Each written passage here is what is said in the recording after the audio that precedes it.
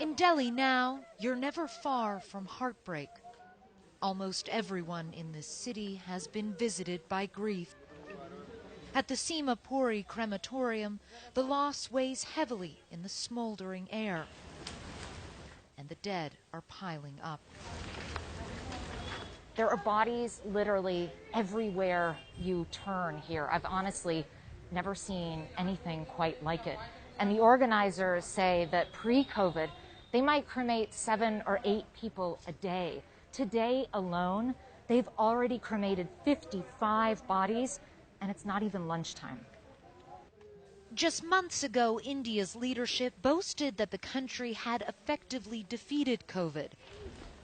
Now it has set global records for new cases as a terrifying second wave ravages the country.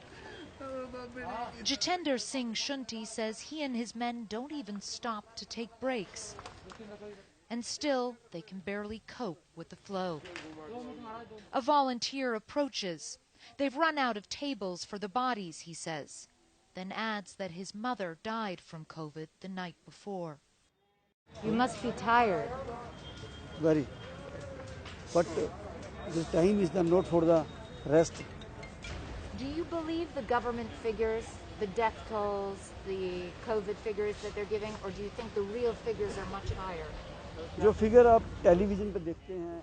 The numbers that you're seeing on television are the numbers of people who are dying in hospitals, he says. They're not factoring in the people who died at home in isolation. If those numbers are added, the actual number will go up by 3 times. To keep up with those mounting numbers, the crematorium has been forced to expand, creating an overflow area in a neighboring car park. Shyam Sharma is saying goodbye to his 45-year-old younger brother. Last night, I was thinking that his health is improving, but suddenly the phone of doctor came on my mobile phone that your brother has expired. Do you think his death could have been prevented? Yes, I think we can save him with a better health hospital. India's healthcare system is at a breaking point. Unable to cope with the scale of the crisis, its people left to fend for themselves. This crowd has been waiting for 6 hours for the chance to get some oxygen.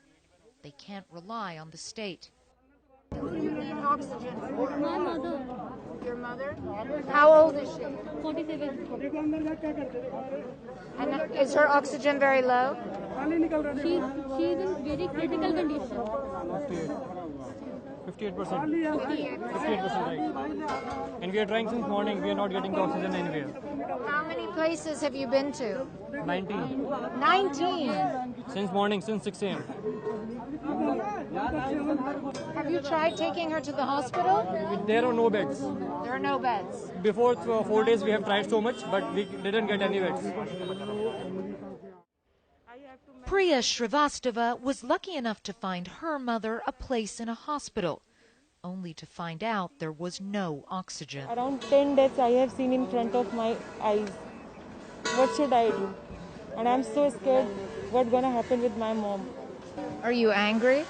I'm so angry because of this organization. Our government is so careless. They even don't care about what public is suffering.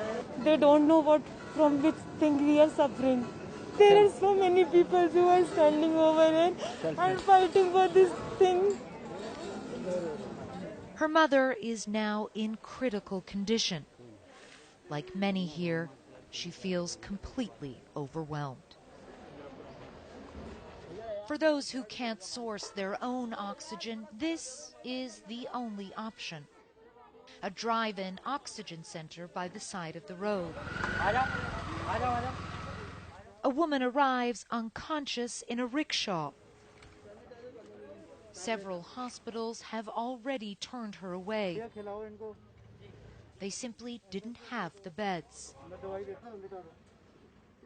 Now she is relying on the kindness of strangers. Her sons work desperately to try to revive her.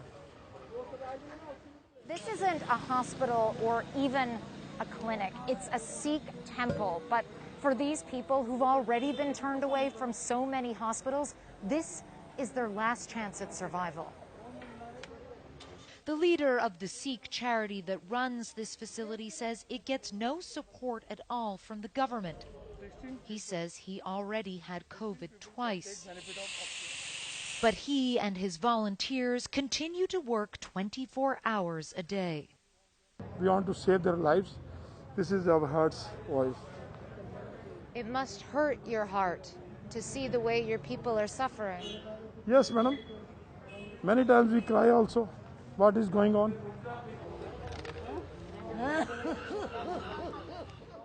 It is impossible to escape the tragedy of this vicious second wave. Coronavirus is ravaging the old, but it has not spared India's young. The Prime Minister has announced that everyone over the age of 18 can get the vaccine. But with less than 2% of the country inoculated, that offers only a distant hope. So India's capital continues to burn,